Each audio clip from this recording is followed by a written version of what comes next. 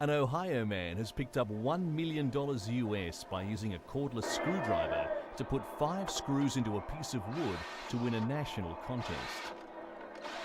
Jonathan Smith, a contractor, beat 15 other contestants to capture the King of the Drill at the Phoenix International Raceway.